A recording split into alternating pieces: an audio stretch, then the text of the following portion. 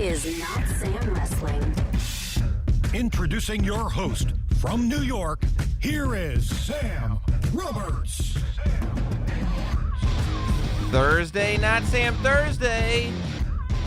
What a way to close out Thursday and celebrate that the last day of the week, the working week anyway, is upon us. It's the best way to close out Thursday, really, with a Thursday, Notsam Thursday. And we've got a lot to celebrate. I know. You listen to some wrestling podcasts, there's a lot of gloom and doom. No, wrestling should be better. Why aren't they doing this? Why aren't they doing that? And we'll have critiques here today. We'll have suggestions here to make today. But wrestling's going through a boom period. I mean, WWE financially, in the shape that it's in, we have, for the first time since WCW, a realistic secondary mainstream promotion. For the first time since the realistic secondary mainstream promotion was announced, we actually have hope in Ring of Honor. We've got New Japan over here getting ready to run the States again in a real way. We've got the NWA over here keeping everybody interested in studio wrestling. And we've got an environment where independent organizations like Game Changer Wrestling, like ICW, just name a few here in New York, can actually survive, make some money, and put on shows that people can watch on their phones live. It's an incredible time to be a wrestling fan, and that's the macro picture. The micro picture, it's Thursday, and there were two fabulous wrestling shows on last night. Two. If you watch them both, you got some DVR action. 4 hours of fabulous wrestling going on last night. And I'm not even talking about Raw or SmackDown. That's the golden age that we live in right now. Wrestling is going through a boom period, and we should never forget that. We can complain. We can critique. We could say, but when we critique, let's say, what do we do better, right? I mean, it's incredible. And all this without John Cena. John Cena, though, still trending. And what's nice about John Cena is that as he becomes a bigger and bigger star, he's still, whether you talk about it or not, look at this jacket I'm wearing. Once again, wardrobed by Chalkline, by the fine folks at Chalkline, okay? On my one breast, it says Austin 316. On my other breast, it says The Rock. When you start running down superstars of an era, Hulk Hogan in the 80s, into the early 90s, you will never not associate WWE with Hulk Hogan. We move in to the late 90s, approaching the 2000s, you will never not associate Stone Cold Steve Austin and The Rock, no matter how big The Rock gets, with WWE. And as we get into the last 10 years or so, you will never not associate WWE with John Cena. I already see in the Discord room, people are watching. WWE Front Row says wrestling fans are enjoying an embarrassment of riches. I agree, Sam. It really is embarrassing. You know how good it is to be a wrestling fan right now? There is no need to defend it. You know why? Because there is so much wrestling to watch. I don't see how a fan could possibly have time in his day or her day to argue with a non-fan. And even better, we have access to so much content. No matter who you're trying to convince, you're not going to make everybody a fan. But if somebody is looking at you as if pro wrestling has no merit, within 60 seconds, 1 minute, you could pick up your phone and through various apps, find something to prove them wrong that would even make them say, oh, wow, you got something. I was just in an argument on the radio this week with the host of UFC Unfiltered, Matt Serra, UFC legend, wonderful guy. Kind of taking some shots at wrestling, at the same time talking about how great The Mandalorian was. He said, what, so I can pretend to get hit? I said, no, it's much better to go home and pretend to watch Spacemen. Look, here's the point. I'm not here to disrespect The Mandalorian or anything in the Star Wars universe. but we can make equivalencies. That's all I'm saying. You don't disrespect this, I won't disrespect that. It's beautiful. It's a beautiful time is what I'm saying. But John Cena, the reason that I bring him up is because he was trending. He was all over Twitter. You know, I wake up at about 4:30 every morning to go do morning radio. And I get up, I take a shower. That's a nice visual for all of you. And then I go downstairs, and while I'm drinking my green juice to start the day, because this body didn't create itself, while I'm drinking my green juice, I start looking through Twitter, seeing what's trending, because I don't want to jump on the radio airwaves and sound like an ignoramus. I need to know what the folks are talking about. And it's really funny, because every morning, about 5 a.m., I have to scan through all the K-pop trending tweets. I don't know how many of you guys are up that early, East Coast time, but I think it just must have to do with the time difference or whatever it is. But every day, literally every day, between 4:30 a.m. and 5:30 a.m., probably 10 of the top 20 trends are K-pop and BTS-related trends. That's when all the BTS stands are up. BTS, one of the great K-pop groups there is right now.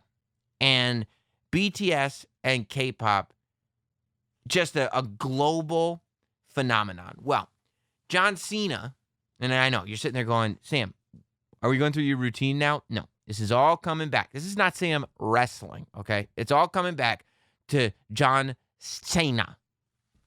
He was on James Corden's show last night, and he was on with January Jones. He was on The Late Show. Of course, James Corden does the format where there's multiple celebrities, almost like a panel. And so it was John Cena and January Jones. January Jones, of course, she was on Mad Men. She played Don Draper's wife. She's been in a bunch of movies since then. You know her if you see her. But she posted a picture with BTS, but came across sounding like a bit of a clout chaser, because she went on the show and she said, I didn't even know who these guys are, except they had a whole bunch of bodyguards, so I want to get a photo with them. And seriously, like if you watch the video, when she goes, I didn't know who they were, but they had 9 bodyguards, so I took a picture with them, because who knows, maybe they're the president or something. John Cena looked pissed. He looked pissed because, number one, he didn't get to meet BTS, and number two, because she didn't know who they were, and number three, because she objectified them in that way. Listen to how this exchange went when James Corden opened the floor to John Cena and said, you're a BTS fan, right? Listen to this. But, John, you are a legitimate, and this isn't you're a legitimate fan of BTS. You're so lucky. Yeah. You're kidding. He's talking to January Jones when he says, you are so lucky. Realistically, the way John Cena feels about BTS, I'm looking at James Corden, who's talking to John Cena, and I'm like, you are so lucky.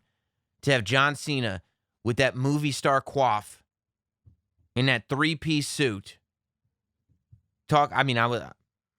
if you could tell me, Sam, you're going to need to leave your life behind, but you can hang out with John Cena every day, I'd probably just have to do it. He's a god amongst men. No, you're so lucky to be in that picture. It's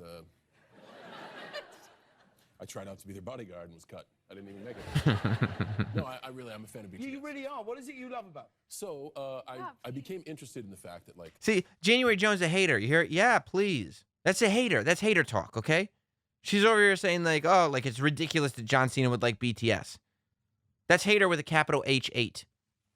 they're Korean And John Cena, what a gentleman for putting up with it. pop band, and they were the first Korean pop band to actually connect everybody throughout the world. They have fans throughout the world. So I'm being in live entertainment. I was like, wow, that's interesting. How did they do this? And then I began to listen to their music and listen to the message they sent to their fans. And it's one of self-love and self-reflection and being confident in yourself, even though you may be different. So not only is like the choreography and the development of personalities and the whole entertainment that they put on spectacular, young people are listening to their music. And they're sending a good message through their music. Come on. How can you not just sit there and say John Cena is the greatest human being alive? He's incredible. He wows me all the time, the love affair I have with this man. I mean, here's my point, though. Number one, it's phenomenal to see John Cena trending all over Twitter. He is now traversing through the wrestling fans into mainstream Hollywood, all the way to K-pop fans. And what's genius about John Cena is that John Cena did not see this K-pop trend and jump on it. You know what I'm saying? Like, this isn't happening in the last, 6 months that John Cena has decided he's a BTS fan because he sees that they're popular. Because, I mean, I don't know how many of you guys, there's so much wrestling to watch, it's difficult to keep up with what's going on in pop culture. But BTS is not unknown in the United States of America. You get Funko Pops of them at Barnes & Noble, I mean, they're huge even in America now. But before they were huge in America, John Cena was on Twitter and on his Instagram singing their praises. Because he knew, even if this band isn't huge in America, number one, they probably will be, and number two, they're huge in other parts of the world that have massive populations. And this, I believe, is a lesson that John Cena learned in the WWE. To me, this has WWE thinking all over it, and John Cena, that's why he was so successful for so long. He just gets it. John Cena is not sitting there thinking about what's going on in his bubble. John Cena is not sitting there thinking about the people immediately in front of him. The same way I talk about, playing not to your audience in the building, but to your audience behind the camera at home, because that's the bigger audience. What's the bigger audience here? What's the bigger play? John Cena is thinking globally, the same way WWE does. WWE held a massive event in the UK this week to announce that they were going from Sky Sports over to BT Sport. I mean, I'm not over there. Obviously, a lot of people saying this is a very good move for WWE. But I lived in England for 4 years, and I grew up with WWE on Sky Sports. Now that they're on BT Sport, and it's got the whole WWE package, it's going over there. But they blew it out. They had a ring. They put matches. Sheamus had a match over there. They had lights and pyro. All the British media got to interview all these people. Huge event. But in America, we didn't even know about it. You know why? You know why WWE goes to all that effort? Because they understand that the UK market is huge for them. I'm sitting there, right, and I'm talking to my trainer at the gym, and I got her to start watching wrestling in May, so she knows everything that happened in WWE from May until now. She's a genius at anything before May. When CM Punk came back for WWE backstage, she goes, "What's the big deal with that? Who is that man? What's a guy from Chicago?" I was like, okay, we got a lot to do, but you're here to teach me, not the other way around. So, point being, I don't know what my point was actually. Trainer. Oh, she's telling me that she goes, "Oh, I thought it was like this small thing, but then, I have a family friend and she was here from like Africa or something." And that's the one thing we had in common. She knew everything. She knew Jake the Snake Roberts and Dusty Rhodes and Hulk Hogan. She knew everything about wrestling because WWE speaks to a global audience. The same way, when you look at Hollywood and when a movie comes out and they tell you what the release, how much the movie made in a weekend. It's one thing to do well in America, but the number that people really look at is the global release. That's why the premiere in China, for example, is so important for so many movies because there's so many people over there. And John Cena understood. That's why John Cena decided to take upon himself to learn Mandarin. He speaks Mandarin just because he knows what that market is, not just for wrestling, but for entertainment. He saw BTS and he said, this is a group that has a positive message. I don't think he was BSing on that show, but who speaks to a massive global audience. Maybe not an American audience yet, and I know I'm in America, but they speak to a global audience. John Cena's ability to think globally is what made him a success in WWE and what is going to make him a success outside of WWE, because The Rock thinks the same way. The Rock thinks globally. And I don't think that that's instinct for very many people. I think that that's something that being in the WWE, a company that truly thinks globally. I mean, look at the international pay-per-views they've done. They are thinking about fan bases globally and how to expand that business. When United States TV ratings start to dip because technology is changing, because less people are watching TV, because habits change, whatever reason it is, they go, okay, well, if our U.S. business is dipping like this, what if we can get over into this country or that country and expand? And that's a lesson that, I think that we can all take away, to think on that level. Not all of us can do something globally, you know what I mean? But what is the truly bigger picture of whatever it is that you're doing? we don't always need to look at what's directly in front of our faces, because that road to real success might be just over the horizon. And that's how John Cena thinks. And I just think it's such a great thing. So that was my reflection on John Cena on James Corden's show. I wanted to say rest in peace to Rocky Johnson. We were talking about The Rock, of course, the father of The Rock, the son-in-law to the High Chief, Peter Maivia. Rocky Johnson passed away this week. Rocky Johnson, an absolute icon, I guess, of 70s wrestling, of Madison Square Garden era WWF, the Soul Man. You know, nobody who grew up around that time. You talk to anybody who's probably 40, mid-40s and above, all of them remember Rocky Johnson. Rocky Johnson is one of those names. Like when you start naming, especially here on the East Coast, the WWF audience at the time, like when they were kids, like the Madison Square Garden crowd, when you start naming wrestlers from the 70s, I mean, it doesn't take long to get there. You start talking about guys like Bruno. You start talking about guys like, Wahoo McDaniel. But real quickly, you get to Rocky Johnson. Rocky Johnson radiated charisma. Rocky Johnson came out there looking like he was carved out of rock. And granted, I mean, you could just go through Google image and you look at pictures of this guy, and the flexing and it looked amazing. It's not a mystery when you watch him in the ring where The Rock got all that charisma from. Because, I mean, immediately he connected with the audience. And this was at a time where people weren't so accepting of cultural differences, shall we say. No, not everybody was quite as educated as they are now. Not everybody saw things the way they should have been seeing them. Rocky Johnson, I think, for a lot, was able to get past that hurdle and speak to people on a human level just because of that athleticism and charisma and just the instant connection. You can see it.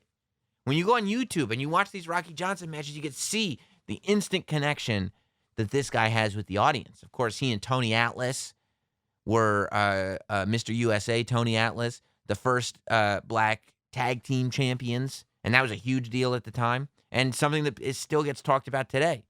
This guy's a Hall of Famer. I believe The Rock put him in.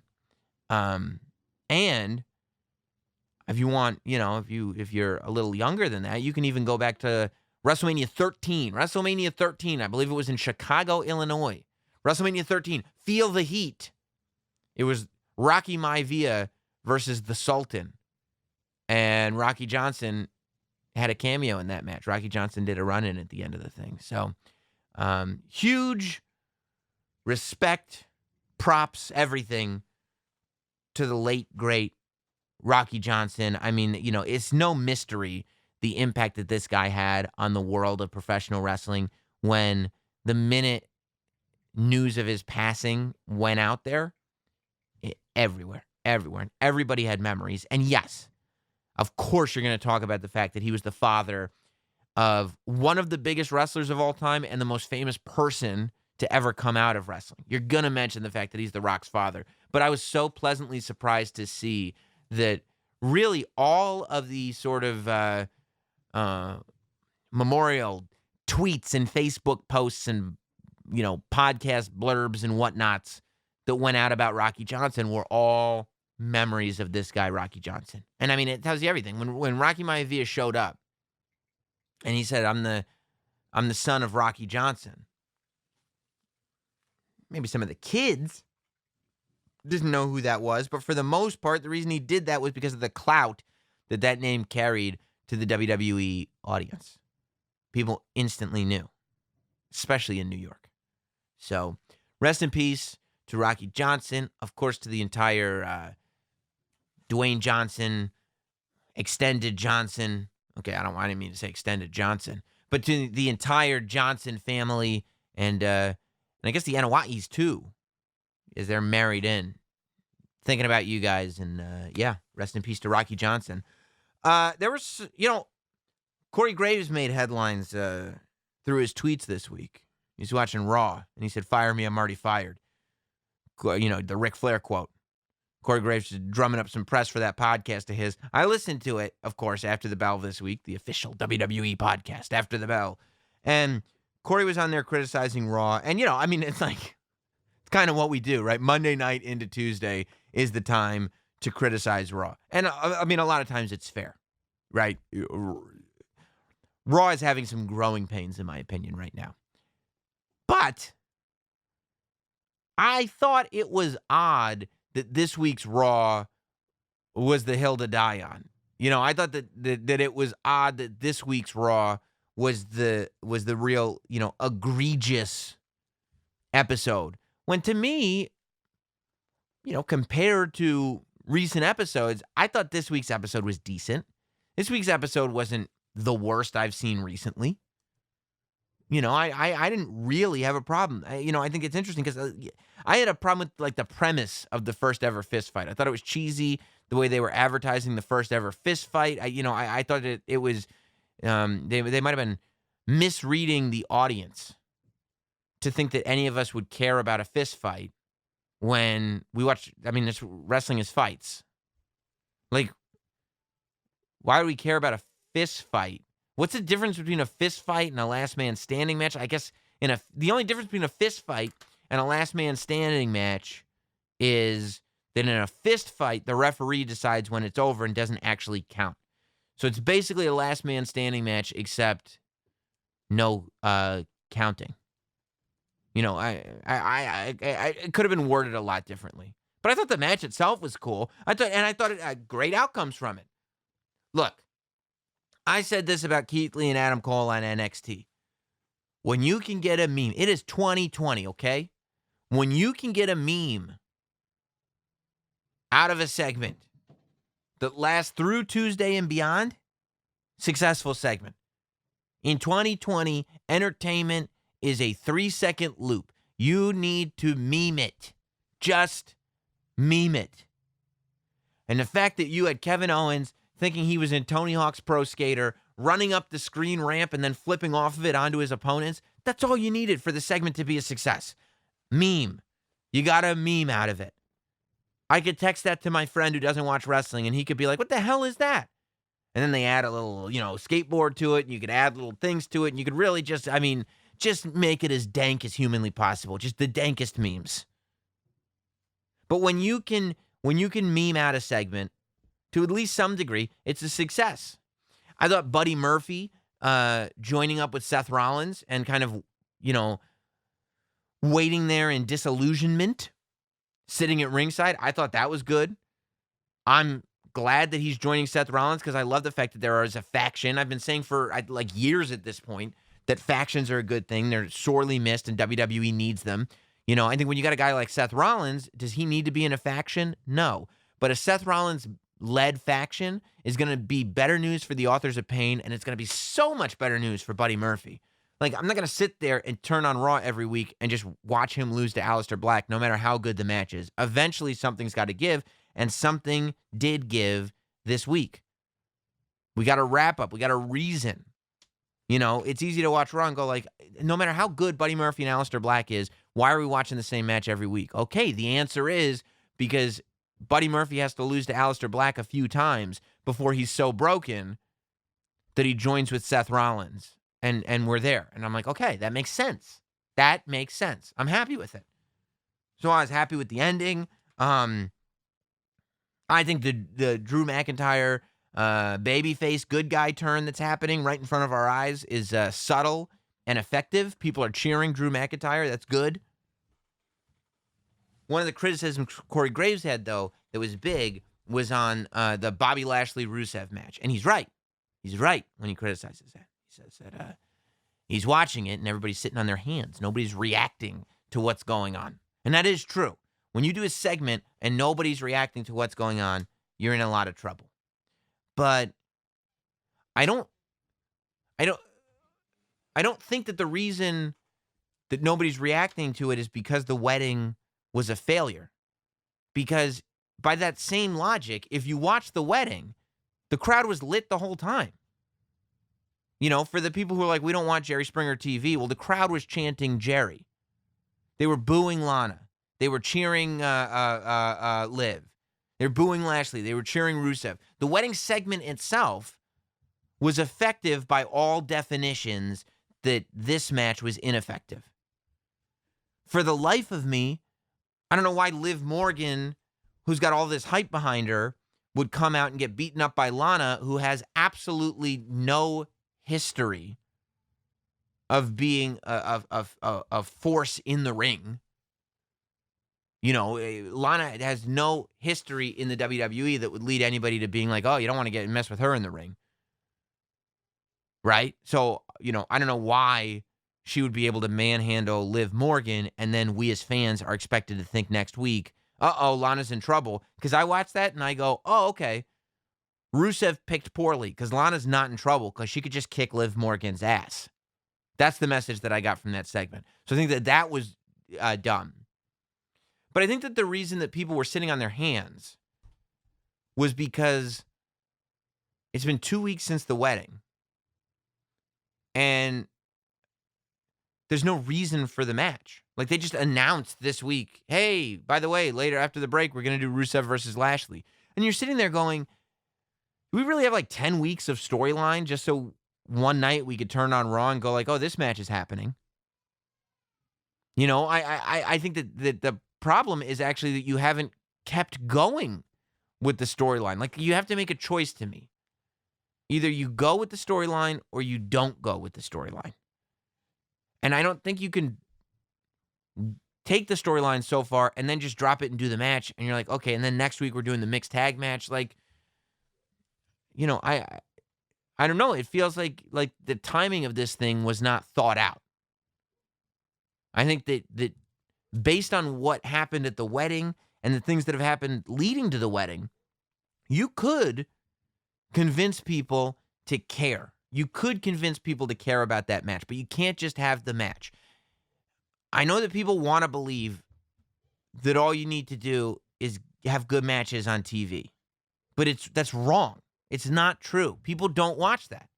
Nobody cares. Wrestling, that's not why people watch wrestling. The reason people watch wrestling is because of the stories that are told. Even when you watch like a New Japan show, the best matches are the ones where you can see a story that's unfolding in the ring in front of your eyes. Even if you don't quite understand, like if there's a language barrier in the promos or it's just a wrestling heavy show, that doesn't mean there's not stories being told. And I don't think that Rusev or Bobby Lashley 100% know what story they're telling when all of a sudden there's just a match between the two of them. You know what I'm saying?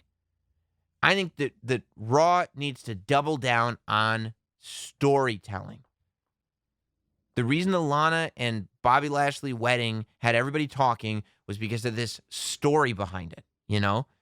The reason that people enjoy the Seth Rollins thing so much, it doesn't matter about the fist fight. You got a meme out of the fist fight, that's good. But the story of Buddy Murphy joining the Monday Night Messiah and the fact that there is now this stable. And by the way, there are people that are now comparing, like, I saw online, people are saying, like, oh, maybe the Monday Night Messiah stable is, we were talking about this in the Discord room, I think WWE Front Row and maybe SVOHO or 102 Gimmick Street or some of the guys that are in the Discord room. By the way, if you want access to the Not Sam Wrestling Discord room where we're talking about this stuff all the time, just sign up on Patreon, less than $1 a week, patreon.com/NotSamWrestling. You get access to the Discord room in any tier. So, but, you know, we were just kind of talking about the fact that there are some that are saying, number one, that the Monday Night Messiah faction is an answer to the Dark Order in AEW. And number two, that the Robert Stone brand on NXT is like a Tony Khan rib or something like that, which both of those are dumb. WWE is not, Vince McMahon is not aware of the storylines happening in AEW. I would be willing to place money on that. He doesn't know Vince McMahon doesn't know who the Dark Order is. I would be willing to put money on that. You listen to any interview, you talk to anybody that's ever worked with that man, and nobody has ever said that he watches the competition. In fact, they've all said the opposite. He only watches his own stuff. And he's the one signing the thing on everything. So, I think that Seth Rollins' faction, if you're going to compare it to any faction, it's more like the straight edge society, I guess, than anything else. But it's like the Nexus. It's very similar to the Nexus. The idea of Seth Rollins' faction is, and it's really been told very well, and it's not a ripoff of anything. Seth Rollins came out on Raw. He was the locker room leader, and he was getting booed.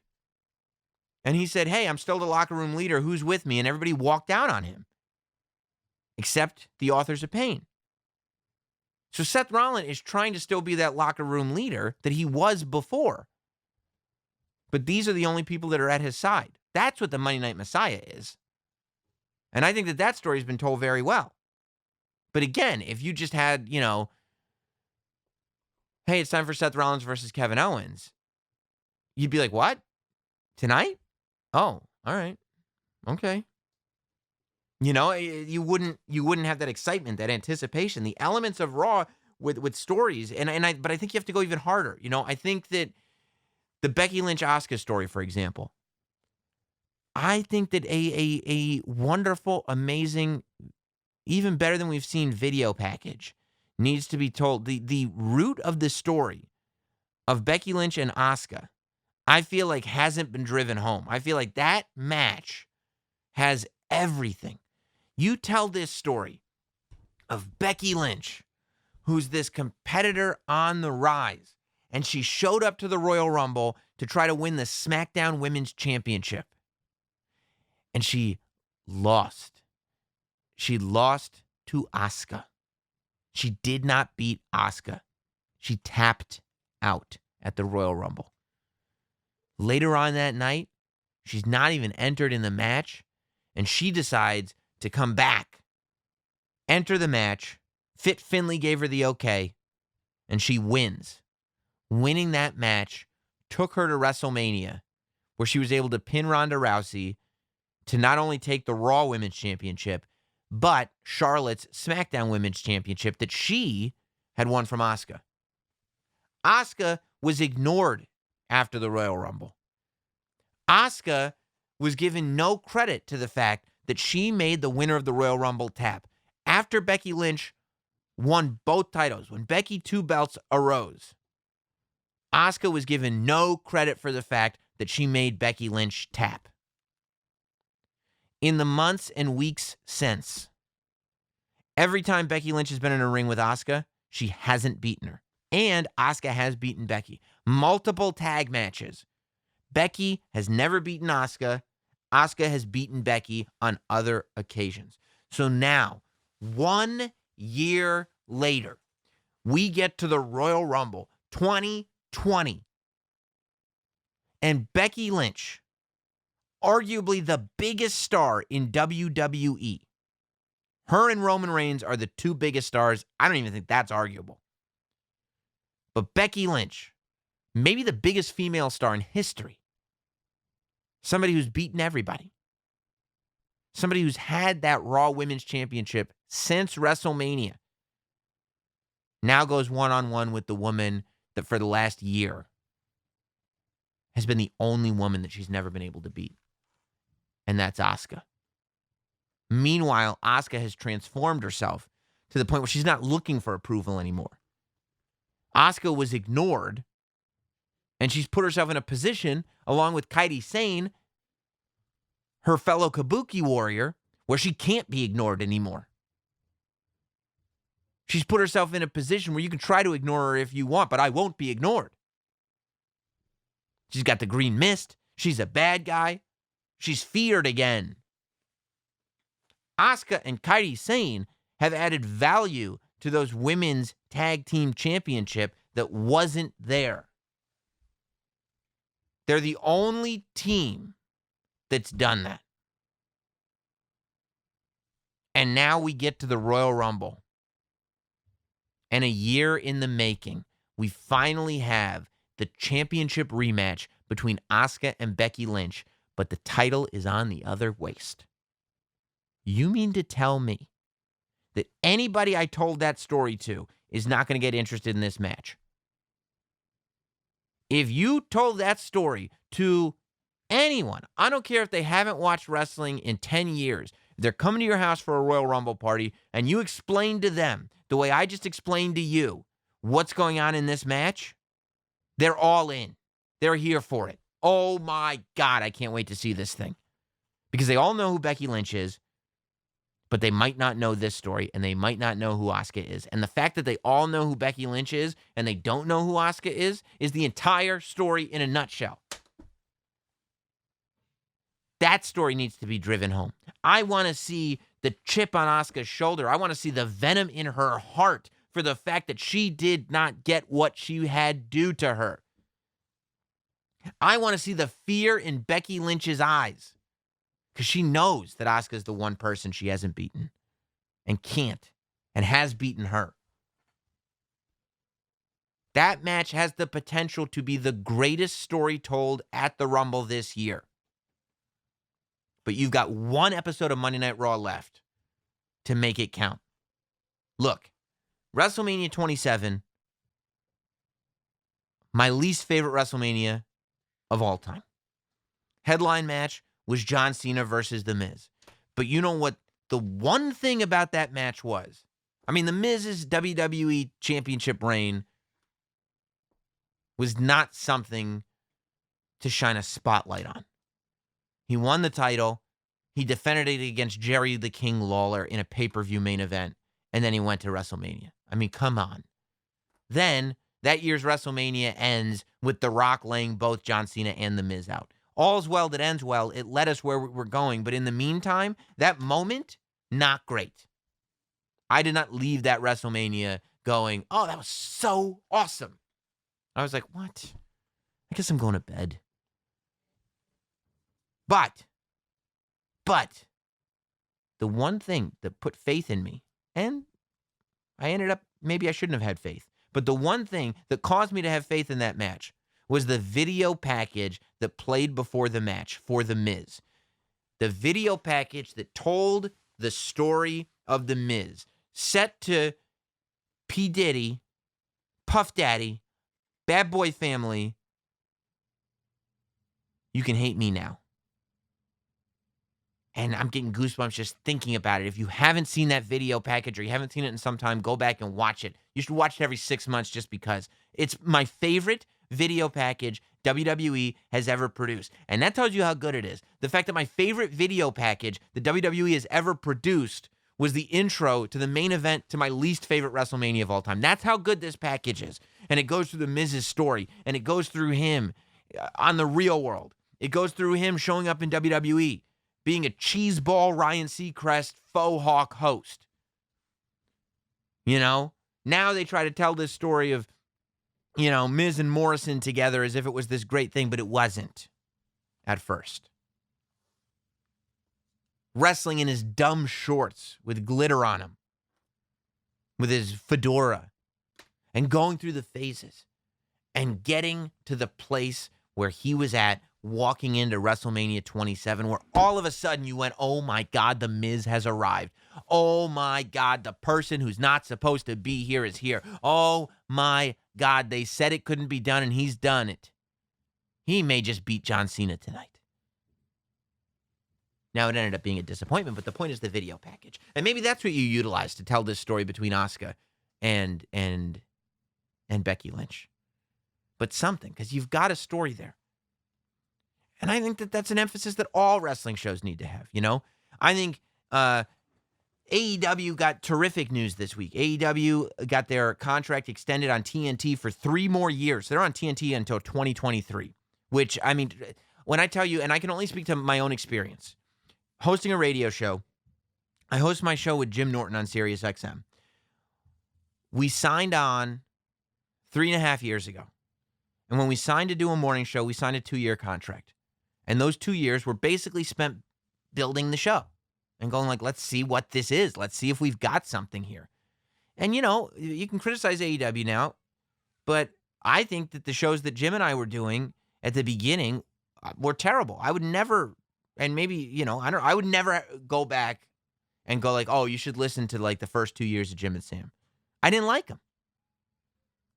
But I also know that we were growing. The first year was worse than the second year because every day, I know I was improving. Jim just improves constantly. But we were learning. I was learning. After the 2 years were up, we signed a 3-year deal with SiriusXM, a 3-year extension. And that's when I realized that, the company had confidence in us as a show and that we had 3 years of runway to really develop. And that's when I think the show really started to get popping and good because in my mind, I was like, okay, we've got room to grow here. There's not so much pressure to do something right now. We've got a guarantee. We've got a field here. And I think that is how I would hope that AEW really utilizes this 3-year contract is to start telling some stories that you can really tell over time. They got talent. They just signed Taz as a commentator. They're going to have a second show, which hopefully, I know I'm not alone. 6:05 p.m. on Saturday night is your time slot. Boom. But we'll see if they can get it done. I'm sure Cody wants that to happen. But that's what I think AEW needs to do. I'm watching NXT this week, and it goes back to the storytelling because both tag matches, incredible tag matches in that tag team tournament. NXT is still my favorite show of the week every single week. I love the product that NXT is putting out. And that's not, I'm not shilling because I'm on WWE TV too. I love the product that NXT is putting out. The 2 Dusty Classic tag matches were great. Alex Shelley being back, I think, is good. I hope he sticks around, both for his sake and for Kushida's sake. Who knew how much we would enjoy the Broserweights, Pete Dunne and Matt Riddle as a team. Both the triple threat cruiserweight match was great. I'm so glad Swerve won. I'm really looking forward to seeing what he can pull out at Worlds Collide. And the main event battle royal, it was awesome. It was a great showcase of how deep and skilled the women's division is. And to be able to pull that off in a battle royal, main eventing with a battle royal is a risky move. Battle royals are not, generally speaking, great matches. They're kind of throwaways more often than not. So the fact that you were able to have a main event, NXT, by the way, main event caliber battle royal, I think is a good thing. I was surprised when Bianca Belair won. I thought Io Shirai was going to win when it got down to 2. Having Shayna Baszler as a surprise, giving Shotzi the rub to be the one to eliminate Shayna Baszler. The whole thing was beautiful. Mercedes Martinez getting in there. Good showcase. Even having Robert Stone take Chelsea Green out of the match and saying we're going to leave because, we're going to wait until our talents can really be utilized. Awesome. It's building anticipation for Chelsea Green and it's developing the character of Robert Stone. It's great. Terrific. I think that, as I was watching, I think that it would serve NXT well for every month that there's not a takeover to maybe do some kind of Clash of the Champions like Super Show in an arena or something like that. I think if they could get out a Full Sail once a quarter even, I think it would be big. If you could get some of that live takeover energy on the NXT TV show, even once a quarter, I think it would be a good thing. But I think what NXT really needs is the same thing that Raw needs. It's the same thing that SmackDown needs. It's the same thing that every wrestling show needs. NXT needs stories. I'm excited to see DIY team up again. I love that DIY is getting back together. But I haven't been taken on that journey that brought them back together, I don't feel like. I've kind of watched it happen, and I felt like it was inevitable. But I don't know if I've been on a journey that's brought them there. I want to go on a journey with some of these wrestlers. Damn it, I don't want to drive alone. I want to sit there in the passenger seat, and I want the wrestlers to show me all the countryside that they can show me. I want to go on a journey with the superstars of NXT. I want a blood feud between Leo Rush and Swerve Scott. I know it's tough because they got to concentrate on Worlds Collide, But I want to really see Gargano and Finn Balor get personal with each other.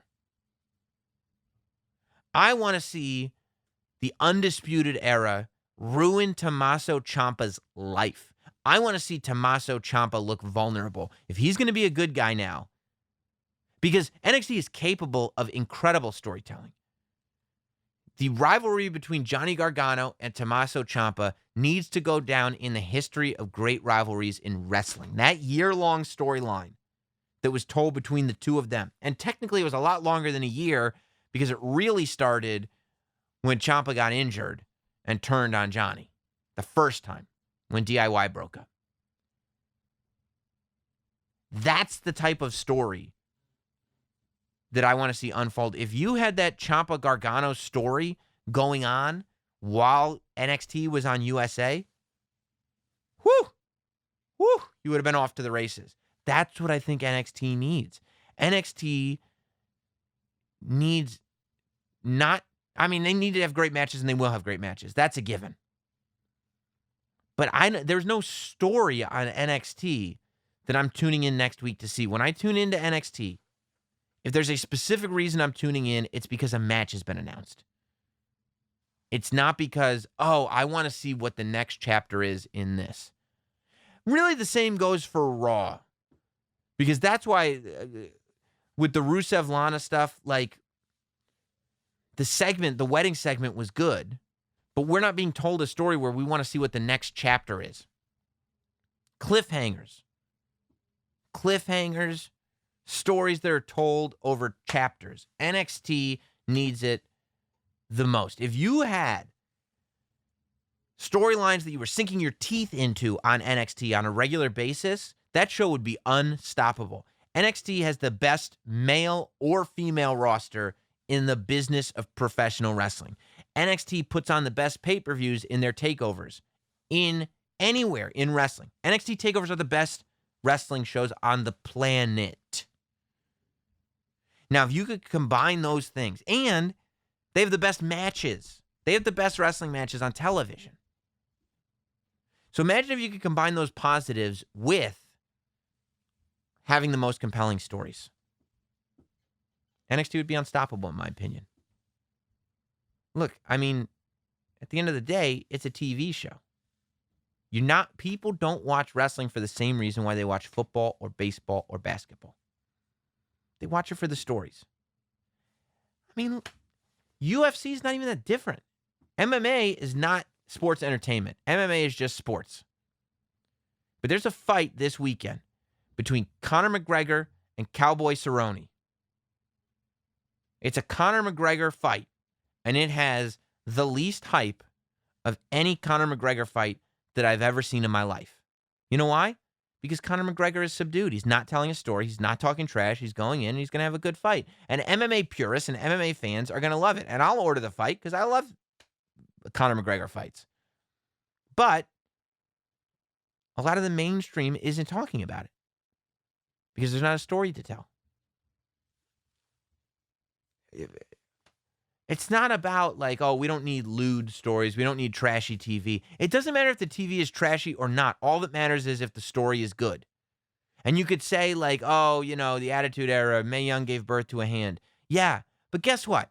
Triple H driving an unconscious Stephanie McMahon to a drive-through wedding chapel in Las Vegas and marrying her on the eve of her wedding night is just as ridiculous and just as trashy and just as stupid as any of the bad wrestling storylines that you're going to bring up. But you know what the difference is? They did it well. It was a well-told story. That's all these things need to be. They can be trashy, they can be lewd, they can be PG, they can be subdued. They just have to be well-told and thought out. And thought out over the course of weeks. If you can figure out a way to present stories that are well thought out and told over the course of weeks, you will be unstoppable. You will be undeniable. Look at these movies that are nominated for Oscars. the movie Parasite. It's not even in English. You got to read subtitles, and people hate reading.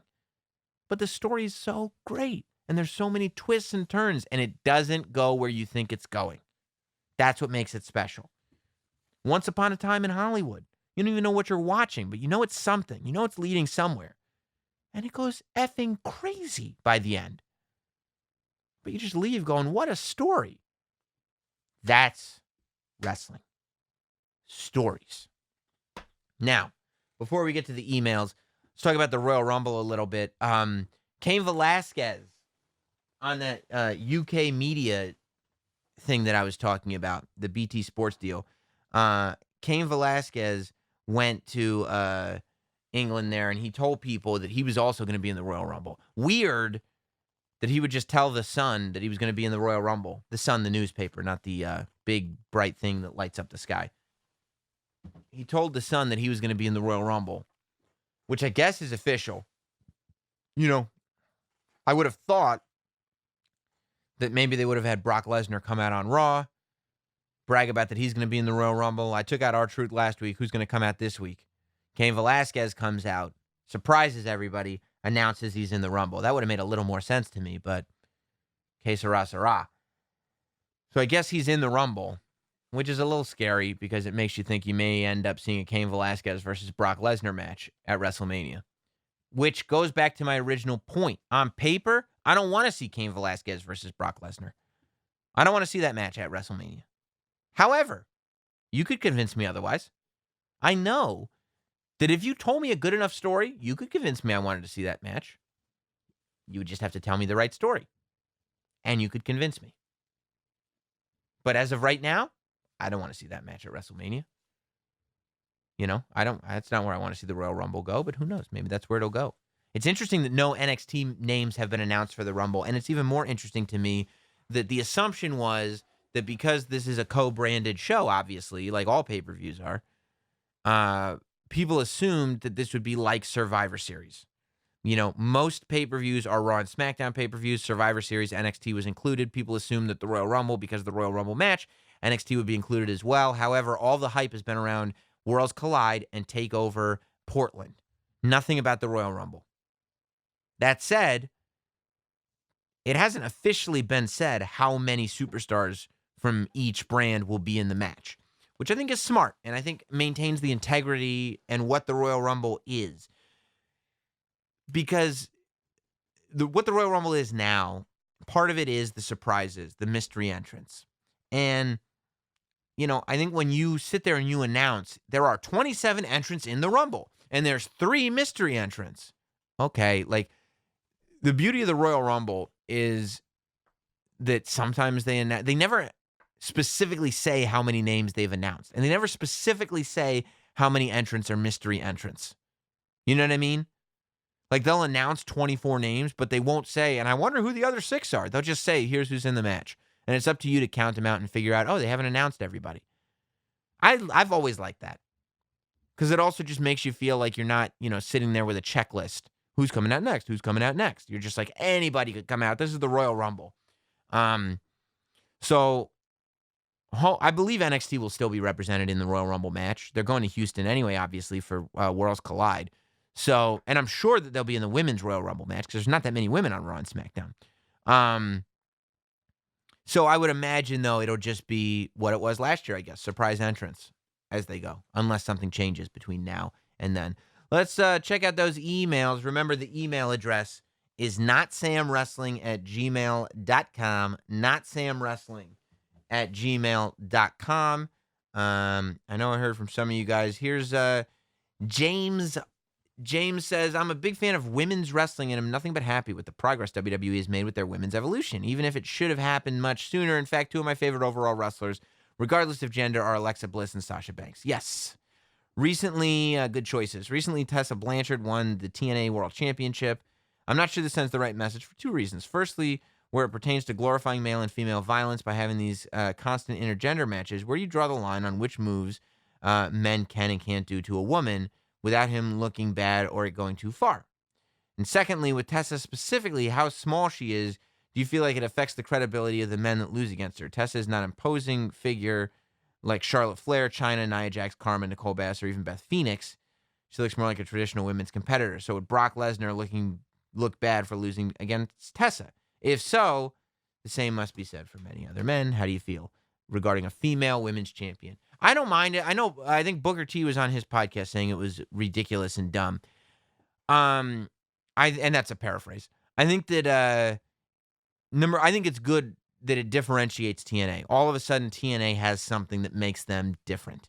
That a woman has won their championship.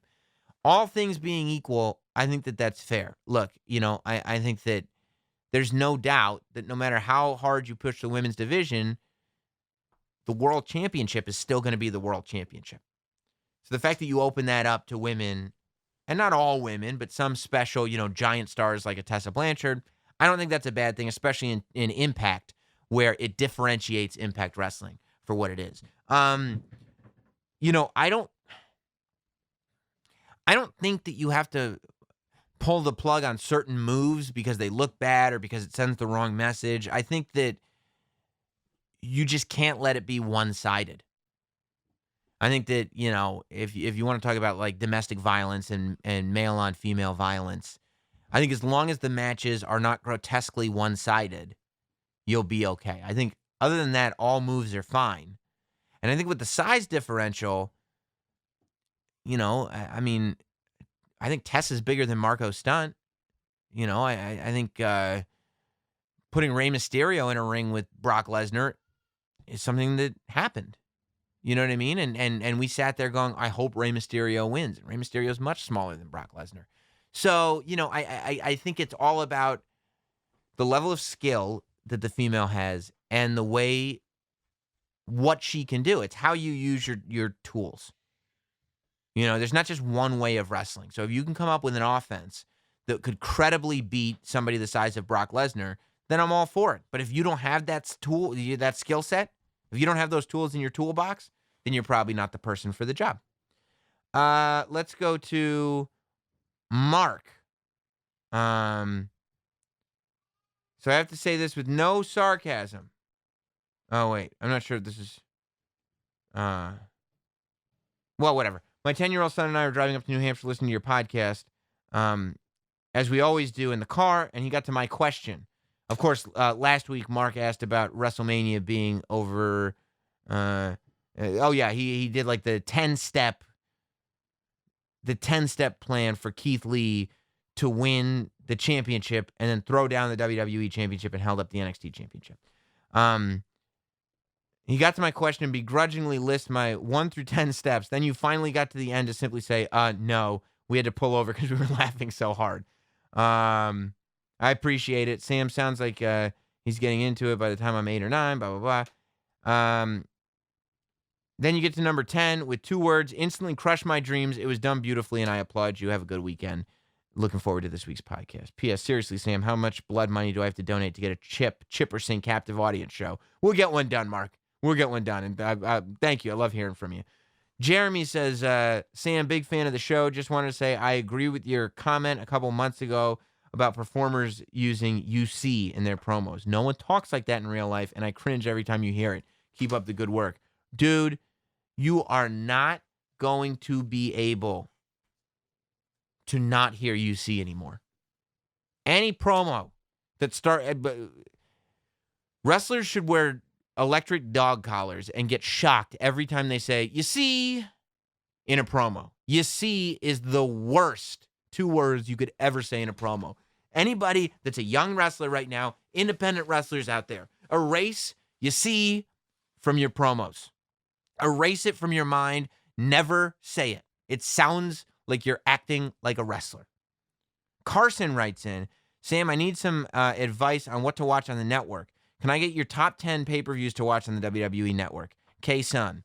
All right, K-Sun. I don't think I can give you 10 off the top of my head, because it is off the top of my head, unfortunately. Maybe that's my own fault. But I like to stick to the 90s because that's when I grew up. I love, let's see, SummerSlam 91 and SummerSlam 92 are both incredible. I think WrestleMania WrestleMania 17 is a good watch. WrestleMania 30 is an excellent watch. I would add on to that list. Let's see. WrestleMania 5, probably, or maybe I'm just thinking about the main event, is a good pay-per-view. I enjoy Survivor Series 1991 because you get to see the state of flux that WWE was in at the time. I think Starrcade 93 is the one that has Ric Flair versus Vader. I always liked that one. Uncensored 95 is terrible. It's insanely bad, but it's just a nuts pay-per-view, and you might have fun watching that if you're like me and sometimes watch things just because you don't like them. Let's see. What do I like? Trying to think. Let's get into the Attitude Era a little bit. I would say SummerSlam 97 is pretty good. SummerSlam 97 in the Meadowlands. Bret Hart versus Shawn Michaels. That's a pretty good one. So there are some. That's where you could start. Those are some great pay-per-views. They're all available on the WWE Network. Of course, this podcast is available everywhere that you get podcasts from. If you could do me the biggest favor in the world, leave a 5-star review on iTunes and or a 5-star rating and give us a good review. And speaking of content networks, please subscribe to the YouTube channel, youtube.com/NotSamWrestling. Subscribe, enjoy. Thanks for joining us here on Thursday, Not Sam Thursday. I've got a terrific, you're going to love. It's a long interview on Monday. Great story. You're going to love it. Tune in on Monday. See you then. Goodbye. Thanks for listening. Follow at Not Sam on Twitter, Instagram, Facebook, and YouTube. Rate, review, and subscribe. This has been Not Sam Wrestling. Not Sam Wrestling.